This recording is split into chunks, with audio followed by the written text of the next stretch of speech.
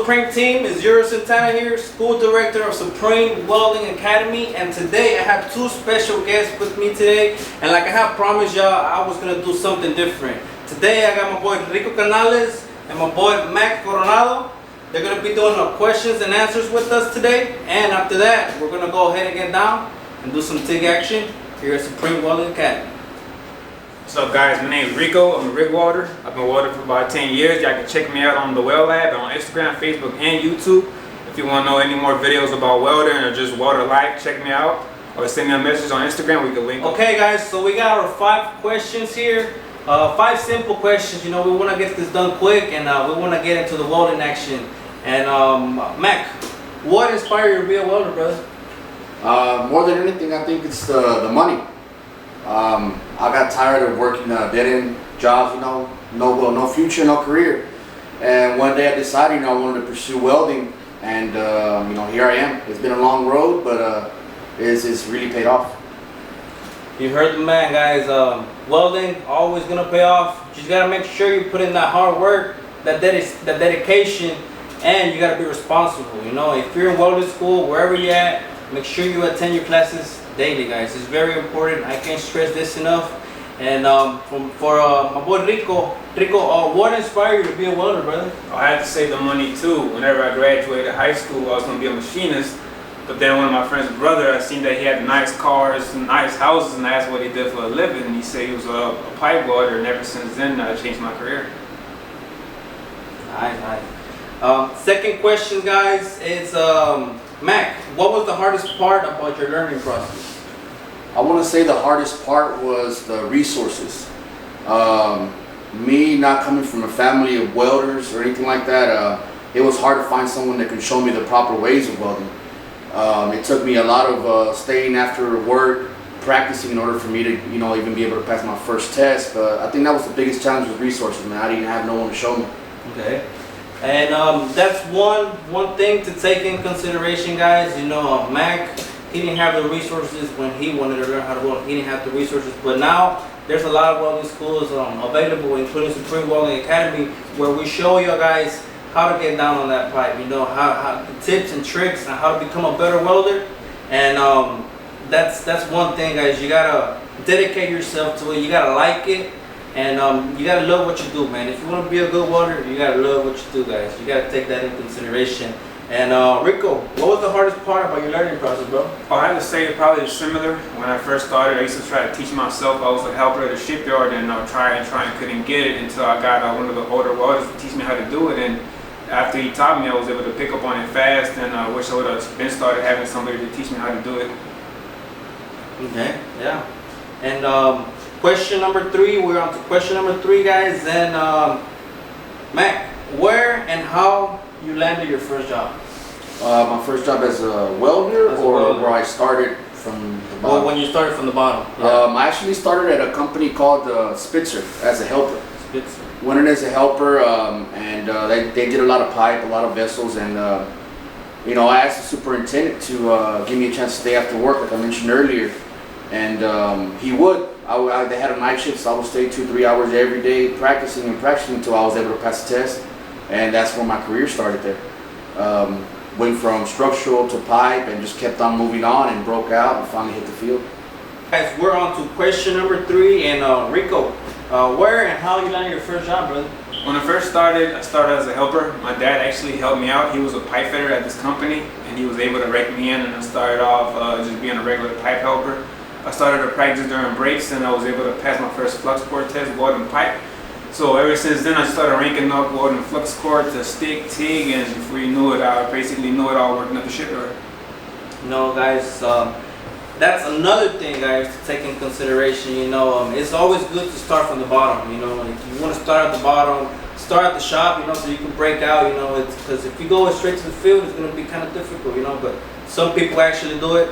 But a good way to start out as a welder, guys, is start at the shop. Roll out positions and all of that. Just break it out. Break your hand out and see what other opportunities come after that. But for that, you got to start from the bottom. Okay. Now we're on to question number 4, and question number 4, it's a good one, guys. It's a very good question. And Mac, what's your favorite thing about being a welder, brother? That's a tough one. It's kind of like what you mentioned earlier. You gotta love what you do, right? I kind of love every aspect of it, you know. Just burning rods. But one of the biggest things I think I love is the people you meet, man. You meet a lot of good guys out there, good friends, end up being friends for a lifetime. And I love that about that. You network with so many people. You get to meet people from all around the country, even from other parts of the world.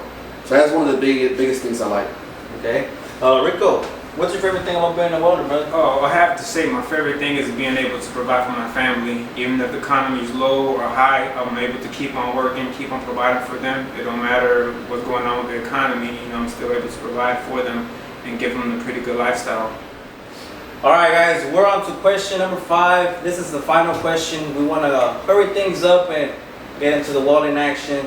And question number 5 is, what's one thing you recommend to everybody trying to break out as a welder, brother? Well, the biggest thing I say, just put the work in. If you really want to pursue this career, you know, this craft, put the work in. It's going to be hard work. There's going to be times when you want to give up, but don't. Keep going forward. And before you know, you'll be welding out here in the field with us, man. So just work hard for it. That's all I can tell you. You heard the man, guys. You gotta practice every day, guys. You know, you gotta make it a routine.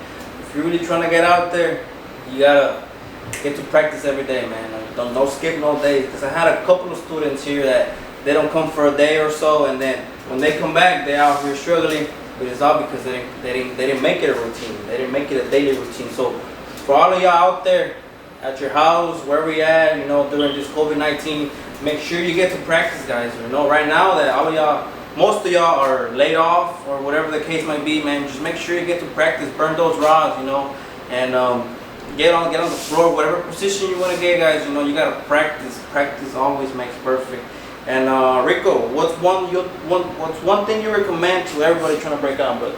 I have to say, take any job that you get as a welder. You need the experience, so even if they low bottom, whatever it takes, you take the job, they offer it. I have to say, once you get onto the field, give it your all, have a good attitude will take you a long way. You know, and meet people, help them out. Nowadays, most of these jobs have to be wreck-ins, so you have to have those connections, and if you have a good attitude, they know you work, they'll keep you in mind. Okay, guys, these are the 5 questions for Rico and Mac, and remember, we are going to be doing this every Thursday with different people. You know, we're trying to get different techniques for different people out here in Houston, Texas.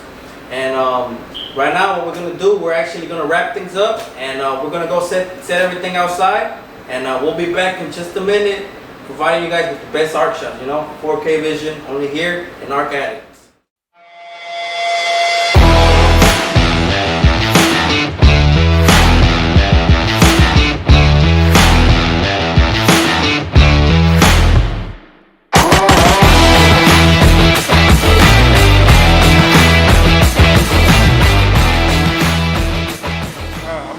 Gap because this pipe is going to be in a pretty tight spot over there, so I'm a back feed, but I'll be looking through the gap to do my root.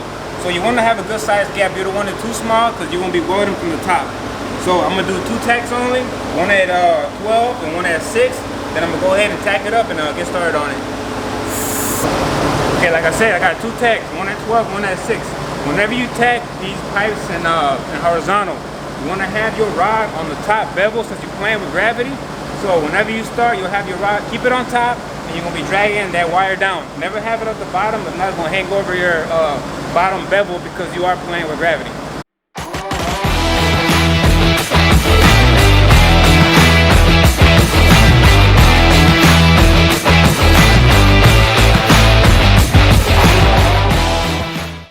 I got the pipe tacked up. I went ahead and feathered my tacks. I'm going to be doing the whole rope, looking through the gap right here. I have a bigger gap right here, so I'm going to start on this side, then I'm going to jump to the other side and finish it off.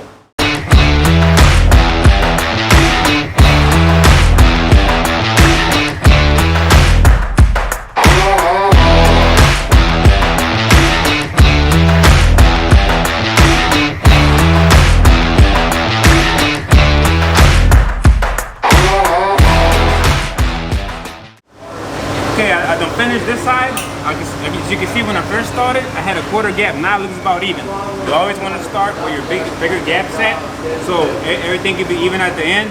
So right now I got about 3/16 on both sides. About to hop on this side right here and go all the way up with it. So right now I've got my coupons fit up. I put a 316 rod for my gat. That's kind of what I like. Some people like 532 or even closer, but I like 316. And I'm gonna tack 6 o'clock, then I'm gonna take this out and put a tack on 12 o'clock and then work on my sides.